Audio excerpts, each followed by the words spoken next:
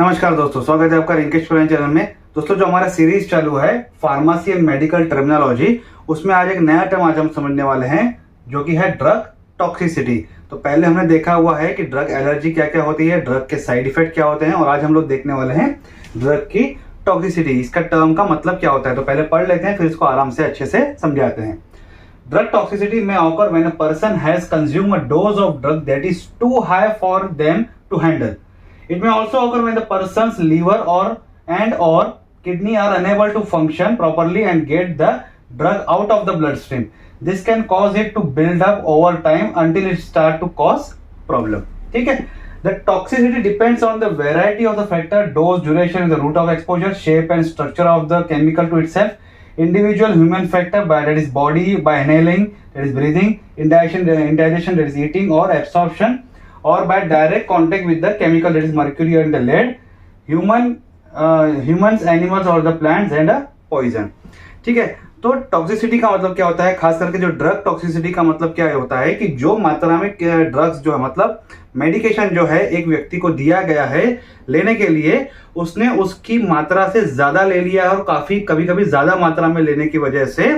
ये शरीर में इतनी हाई लेवल बढ़ जाती है उसकी, जिसकी वजह से जो उसकी लेवल बढ़ना बोलते हैं उसे टॉक्सिसिटी बोलते हैं। तो जैसे कि मान लीजिए एक शुगर है, तो शुगर काफी ज्यादा ले लिया अगर किसी व्यक्ति ने, या फिर ज्यादा है उसके शरीर में, तो उसे हाइपरग्लाइसेमिया बोलते हैं। उसी तरीके से जो दवाई रहती है, जब वो काफी मात्रा में हमारे बॉडी में आ जाती है, जिसे पचाना या फिर शरीर से निकालना काफी ज्यादा मुश्किल हो जाता है, तब वो उसका एक जहर बन जाना, या फिर जिसे हम कहते हैं कि टॉक्सिक हो जाता है नेचर उसका, थोड़ा सा शरीर को नुकसान पहुंचाने वाला रहता है। पर कभी कभी ये देखा जाए तो इसको कंट्रोल नहीं किया गया तो काफी सीवियर होने के चांसेस रहते हैं और ये डेथ का भी कारण बन सकता है। ठीक है, मान लीजिए किसी ने अल्कोहल ज्यादा ले लिया, या फिर स्मोकिंग ज्यादा कर लिया, या फिर जो हम देखते हैं टोबैको ज्यादा ले दिया, तो ये भी एक प्रकार का टॉक्सिसिटी जो है वो हमारे शरीर में बढ़ा देता है, काफी मात्रा अगर इसका ले लिया जाता है तो। और जो ड्रग्स आजकल लेते हैं, मतलब मेडिसिन के अलावा जिसे जो एक्चुअल में जिसे ड्रग्स कहा जाता है, नशे के लिए जो इस्तेमाल किए जाते हैं, उसकी लेवल काफी ज्यादा बढ़ जाती है। तो उसकी टॉक्सिसिटी के कारण क्या होता है, नाक में से ब्लीडिंग आना शुरू हो जाती है, कान में से ब्लीडिंग आना शुरू हो जाती है, बंदा बेहोश हो जाता है, पैरालिसिस हो जाता है,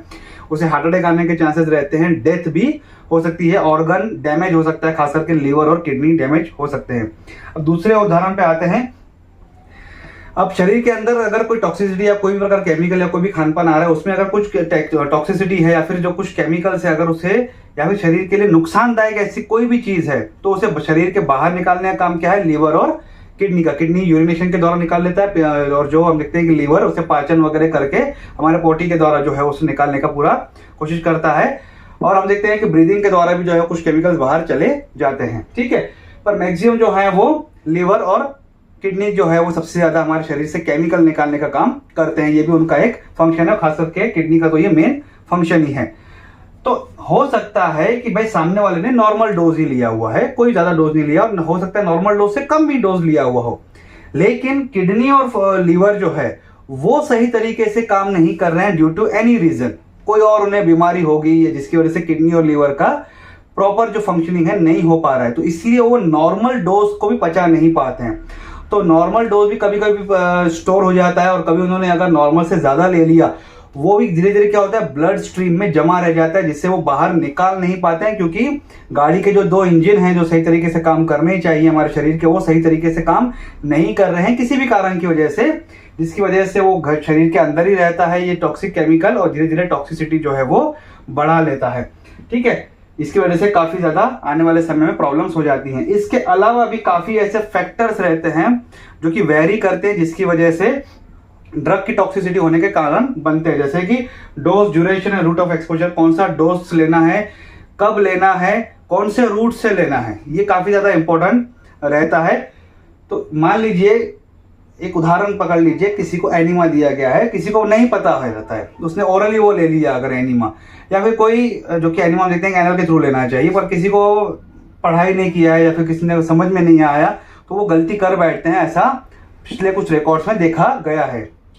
या फिर एक्चुअली देखा जाए तो एनीमा डॉक्टर के सुपरविजन में ही लिया जाता है, पर कभी कभी कुछ मेडिसिन जो है वो घर में सिखाई जाती हैं कि किस तरीके से दिया जाए। अगर उनके जो केयर टेकर्स हैं अगर वो सही तरीके से अगर करते हैं तो कोई प्रॉब्लम नहीं जाता है। बाय डिफॉल्ट भी अगर कोई होता है घर में पड़ी है कोई दवाइयाँ गलती से ले लेता है तो रूट ऑफ एक्सपोजर जो है वो गलत अगर हो जाता है, एक उदाहरण पे मैंने ये आपको बताया, तो रूट ऑफ एक्सपोजर अगर अलग हो जाता है, उसका डोज अलग हो जाता है, फिर जो डोज दिया हुआ है ऑलरेडी आपको ओरली दिया गया है 100 ग्राम अगर लेना है 100 मिलीग्राम, और आपने अगर उसके 8-10 टेबलेट ले लिया एक साथ, तो नुकसान होता है। कौन से ड्यूरेशन में लेना है, आपको खाली पेट लेना है, खाना खाने के बाद लेना है, सुबह लेना है, रात को लेना है, वो ड्यूरेशन बताया जाता है कुछ मेडिकेशन में स्पेशली। और ड्यूरेशन अगर हम लोग चेंज करते हैं तो उसकी वजह से ये फर्क पड़ता है। शेप एंड स्ट्रक्चर होता है केमिकल, इससे कोई केमिकल आपको दिया गया है, कोई दवाई जो है वो लिक्विड फॉर्म में दिया गया है, फिर कोई केमिकल का डॉक्टर आपको इंजेक्ट कर रहे हैं, उसका जो वॉल्यूम है वो अगर चेंज हो जाता है, उसका कुछ उसमें बदलाव आने की वजह से आपके शरीर में टॉक्सिसिटी बढ़ना शुरू हो जाता है। इंडिविजुअल कुछ इंडिविजुअल फैक्टर्स भी रहते हैं, ह्यूमन फैक्टर, जैसे कि body by inhaling, that is breathing, injection, eating और एब्सॉर्प्शन और other direct contact with the chemicals. ऐसी कोई केमिकल्स में जहाँ पे वो काम कर रहे हैं, जहाँ पे उन्होंने सूंघ लिया या खा लिया या कोई शरीर का कांटेक्ट उसमें चला जाता है, आंखों में से वगैरह चला जाता है, जिसकी वजह से काफी ज्यादा साइड इफेक्ट होने के चांसेस रहते हैं या फिर टॉक्सिसिटी होने के चांसेस रहते हैं। जैसे कि फॉर एग्जांपल मर्क्यूरी अगर देखा जाए तो ये डेथ के लिए रिस्पॉन्सिबल रहता है अगर इसकी ज्यादा शरीर में मात्रा बढ़ जाती है तो।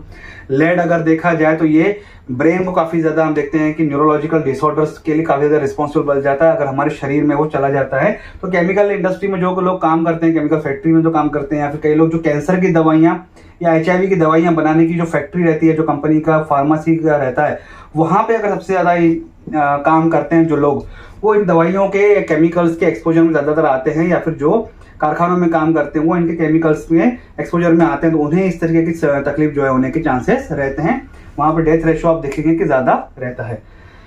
ह्यूमन, एनिमल्स और द प्लांट और द पॉइजन, कोई ऐसा व्यक्ति है जिससे ऑलरेडी टॉक्सिसिटी उसके करीब आते हैं, कोई ऐसा प्लांट है, कोई ऐसा एनिमल है, या कोई किसी बाय डिफॉल्ट आप किसी पॉइजन के थ्रू आ जाते हैं, जैसे कि रेड पॉइजन हो गया, दूसरे कोई पॉइजन हो जाते हैं, इसके कांटेक्ट में ज्यादा अगर आप आ जाते हैं तो ये नुकसान आपके शरीर को पहुंचा देता है। तो ये सिंपल इंफॉर्मेशन था ड्रग टॉक्सिसिटी के बारे में।